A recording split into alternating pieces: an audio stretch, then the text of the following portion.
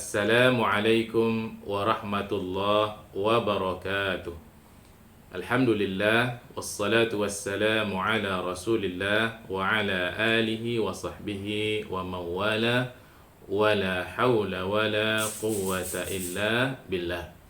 Saudara-saudara sekalian yang dirahmati oleh Allah Subhanahu wa taala.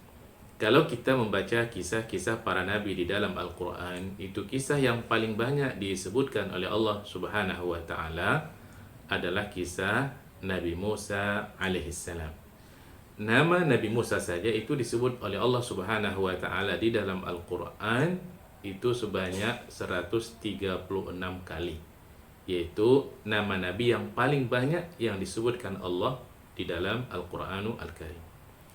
Dan musuhnya yaitu Fir'aun itu juga yang paling banyak yang disebutkan oleh Allah Subhanahu wa ta'ala itu sebanyak 74 kali mengalahkan sebutan nama Nabi Ibrahim di dalam Al-Quran yang Allah sebut sebanyak 64 kali.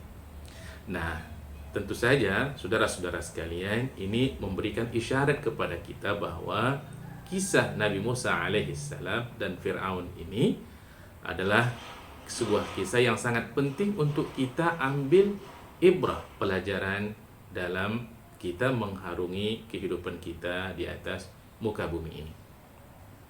Dan juga salah satu jasad yang secara jelas disebutkan Allah Subhanahu wa ta'ala yang ketika jasad itu sudah mati kemudian diselamatkan oleh Allah itu adalah jasad Fir'aun.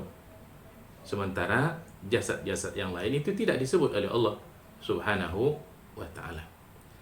Dan uniknya juga ya, Fir'aun ini dalam menghadapi Nabi Musa alaihissalam yang dia merupakan musuh dari kebenaran, musuh dari keadilan, itu bergabung pada Fir'aun berbagai macam kekuatan. Yang pertama jelas kekuasaan yang dimiliki oleh Fir'aun. Dan yang kedua adalah orang-orang pintarnya bergabung kepada Fir'aun. Orang pintar tapi tidak benar. Dan yang berikutnya adalah para konglomerat. Orang-orang kaya yang punya banyak harta itu bergabung bersama Fir'aun yang di sini diwakili oleh Qarun.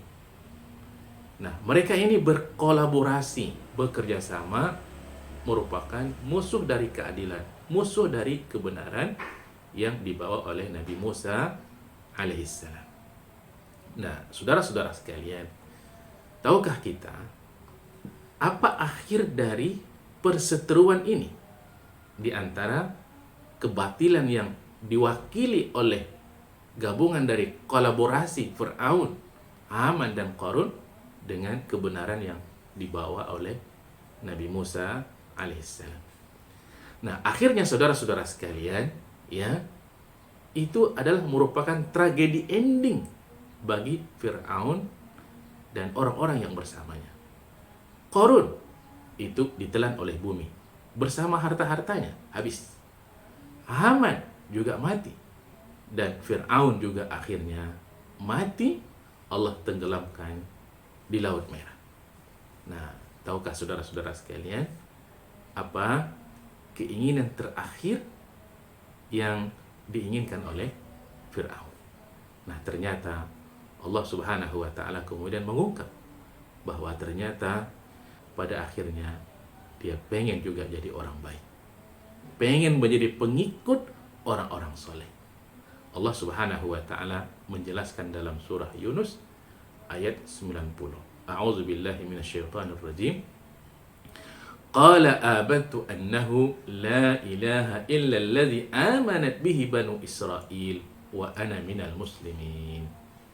Allah Subhanahu wa ta'ala mengisahkan, berkatalah Fir'aun, amantu, sekarang saya ingin beriman bahwa tidak ada Tuhan kecuali yang telah beriman kepadanya Banu Israel, yaitu Allah Subhanahu wa ta'ala. Fir'aun ingin beriman kepada Allah Subhanahu wa ta'ala, ingin menjadi pengikut Nabi Musa alaihissalam, ingin bergabung kepada Nabi Musa alaihissalam, wa ana minal muslimin, dan sekarang saya ingin jadi orang Islam.